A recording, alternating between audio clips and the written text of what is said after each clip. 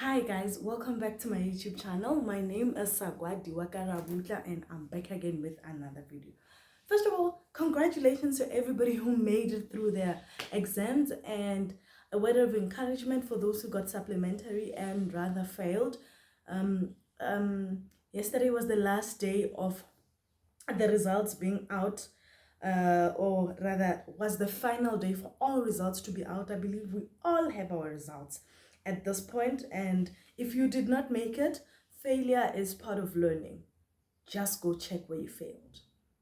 Check where you failed, because I believe as a student and as an individual, we both know, or rather we all know when we fumbled something. We know where we fumbled it. I know people are having a very hard time with the research topics, with the research modules. That's the third and the fourth year one, and they're having a lot of trouble with company law and law of property. Today, as I had said in the previous videos, that I am going to be adding these modules, and then I'm going to tackle them with you according to how I understand them. So what I want us to do today, this will be the first video that we are doing company law, right? I want us to look at the way that you answer company law questions, okay? How to answer company law questions. This will come in handy for those who are writing their supplementary exam, for those who are writing their re-registering, and those who are writing the first time. So this is how I've decided to approach it. I believe that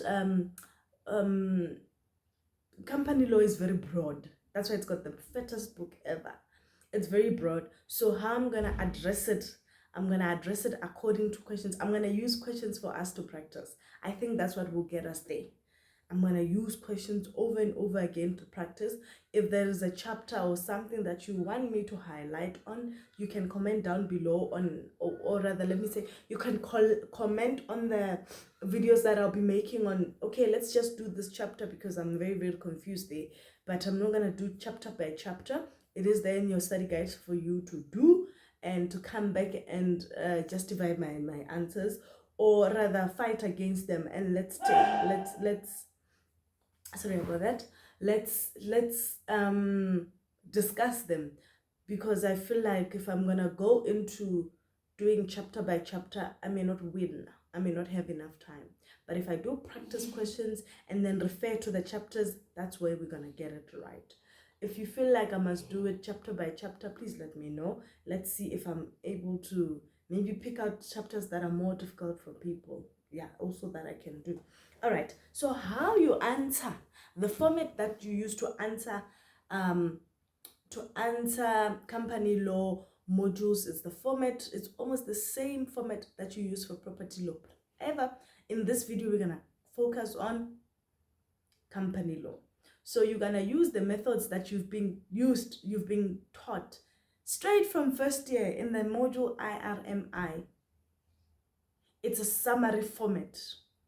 You know, it's a pointing format, not point bullets, but it points out, there's a topic and you point out what's there.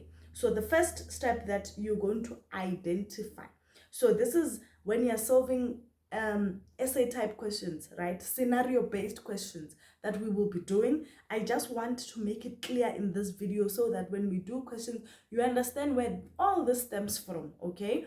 When I explain questions and how I'm answering the essay type question, you need to understand where the format comes from, okay? The first thing you're going to do is to identify the issue. You should identify the legal issue, not just the issue, the legal issue that is in question. If you are able to identify the legal issue that is in question, you are able to match that legal issue to the chapter in your study guide. Did you hear that?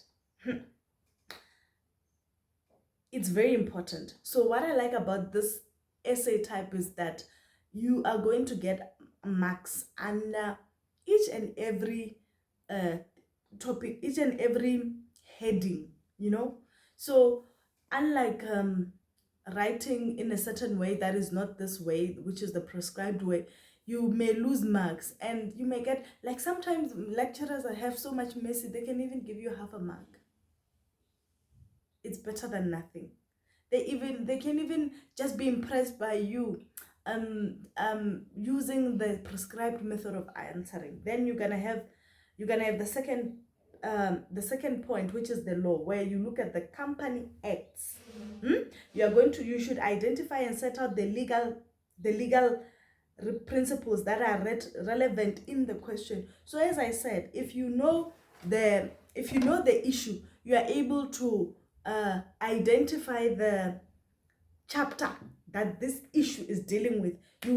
That way you are able to answer the question in full. So if you look at the legal issue, you write it down, you are able to know immediately which chapter to go into.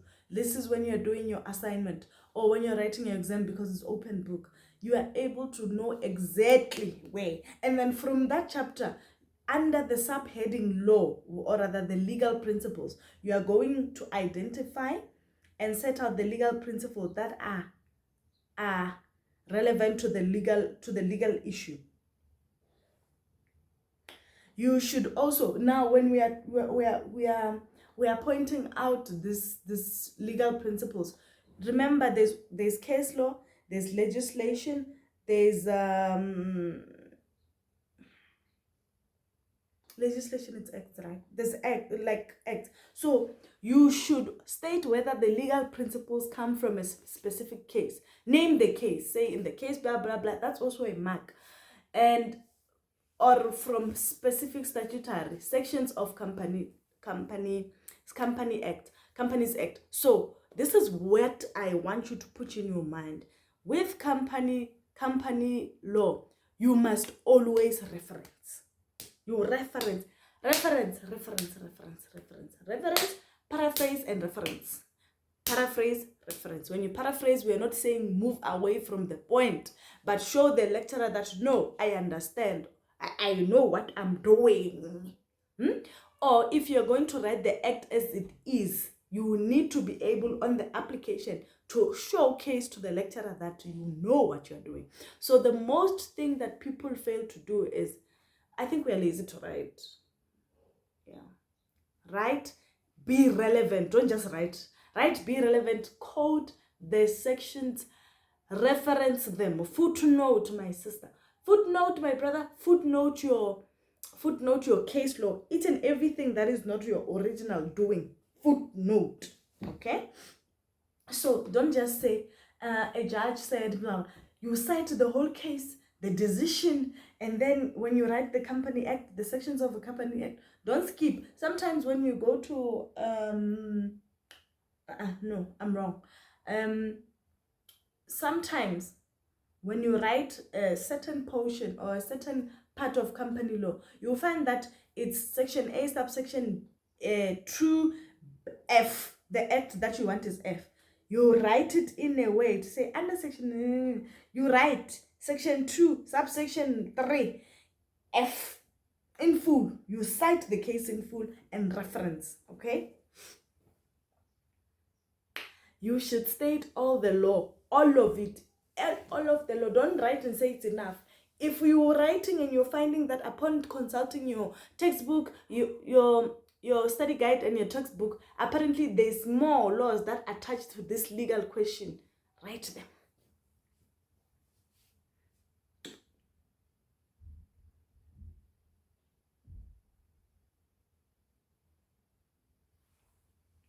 Write them. So as I said, paraphrase, summarize, but please reference. So don't move away from the point when you're doing what you're doing, right? When you're writing, don't move away from the point. Don't copy and paste. You get? Okay. So the third subsection will be application. So now you are going to apply the principles, the law that is relevant to the why is the English leaving me? That is relevant to the questions. Okay, so the provisions and the legislation, the case law that we wrote in subsection 2. oh gosh, not subsection 2, the subheading number 2, which is the legal principles. You're going to apply them. This is when you showcase to the lecturer that you understand what's going on. You're going to say, no, according to section, okay, that bicycle company that they always talk about, Cloud, Cloud, is a Cloud, Clyde company, Clyde, bicycles, you cite the whole question and you say they contravened 1, 2, 3 when they removed the business rescue practitioner. They contravened 1, 2, 3. This is according to, as per the law there, stuff like that. You are going to apply the law, the legislation to the principles. Sorry, to the scenario, man. You are going to apply the legal principles to the scenario, right?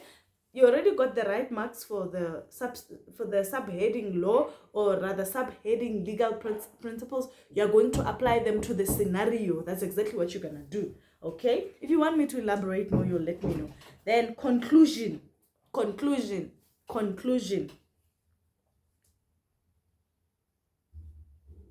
You are going to conclude by, you are going to sum up. It's a summary, it's an essay type. You are going to sum up your answer to say, okay, conclusively, Clyde Trading is in the wrong as per the Companies Act, as per the legal points for business rescue practitioners on how they are placed, or rather removed, as elaborated above, you know. But anyway, this will make more sense when we are doing practice questions. Thank you very, very much for tuning in. Thank you for subscribing to my channel. We're gonna make this work, and good luck. Stay positive, guys. I know that if you didn't make it, especially in the 4th year module or that property law, maybe you're left with only it, and you're very, very discouraged. But please don't be discouraged. I'm gonna be back again with another video where we do the 2024 question paper. Yes, I'm gonna show you how I did it. Thank you so much. I'll see you in the next video. Mwah!